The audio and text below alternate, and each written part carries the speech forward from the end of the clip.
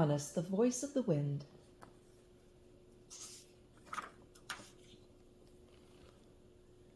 A soft breeze tickled the new green leaves, and white and yellow crocuses bloomed in the meadows. Spring had come at last. Every hand in the village was set to planting. From morning until late afternoon, Pocahontas planted seeds in the dark soil. As always, Flit the hummingbird and Meeko the raccoon stayed close to their pretty young friend.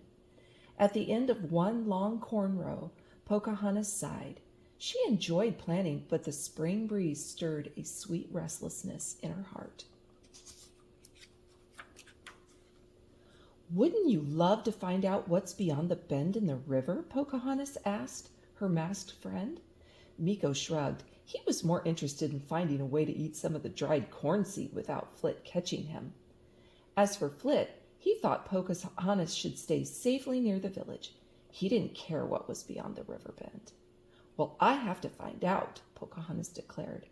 So that afternoon, as all the other villagers returned to their homes, Pocahontas slipped off on her own and paddled her canoe up the river.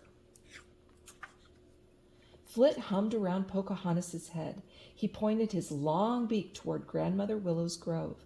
He hoped the wise old tree spirit would talk some sense into Pocahontas. But the young woman shook her head. "No, Flit, we're not going to visit Grandmother Willow.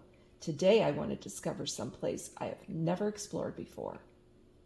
Pocahontas stopped paddling for a moment, and Meeko jumped from the canoe to the river bank to chase grasshoppers.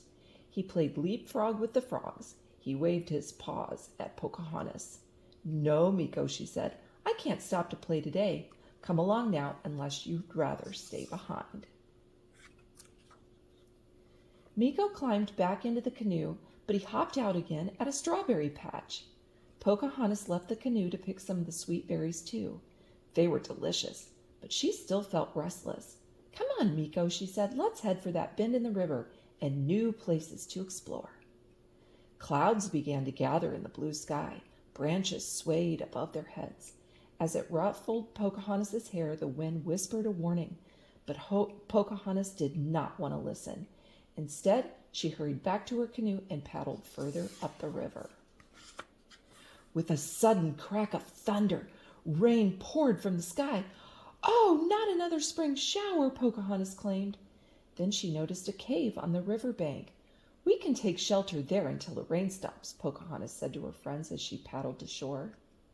Flit flew anxiously around the mouth of the cave. He did not want to go inside. Pocahontas tugged her hair free of the bird's beak. "Stop being silly, Flit," she scolded. "It's just a cave."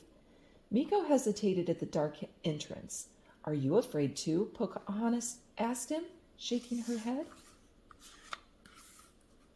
Pocahontas marched boldly into the cave. "At least it's dry in here," she said, shaking the rainwater from her hair. "We can build a fire," she added, gathering some sticks. Just then a low growl rumbled from the back of the cave. Meeko hid behind Pocahontas.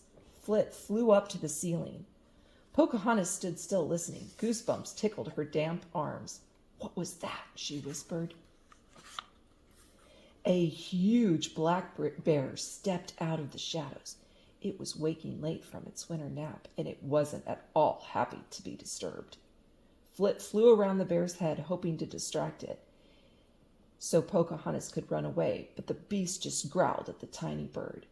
Meeko offered the bear some strawberries. He thought the sweet berries would keep the bear busy while Pocahontas tiptoed out of the cave.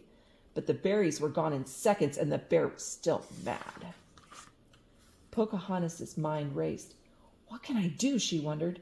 She thought of her friends and of wise old Grandmother Willow, and that gave her an idea. Wasn't Grandmother Willow always telling her to listen to the wind? So Pocahontas listened. At first all she heard was the whoosh of the storm, but soon she heard the wind's own wild song. She started to sing along. Pocahontas sang of springtime, of the sun, of the wind, of the new green leaves. She sang of the river winding between the mossy banks. She sang of the seeds in the dark earth drinking the rain. Flit hummed along, and Meeko drummed on some stones. The bear stopped and listened. Soon he lowered his paws and sank to the floor. His sleepy head dropped onto his furry chest. Before long, the big bear was fast asleep. Pocahontas put a finger to her lips. Meeko and Flit understood her at once. They followed her silently out of the cave. It stopped raining, Pocahontas said once they were outside. The last rays of the setting sun glimmered on the river. Raindrops sparkled on the new leaves. The spring peepers sang their froggy song, and the birds and crickets chimed in. How could I have felt so restless with all of this around me? Pocahontas asked her friends.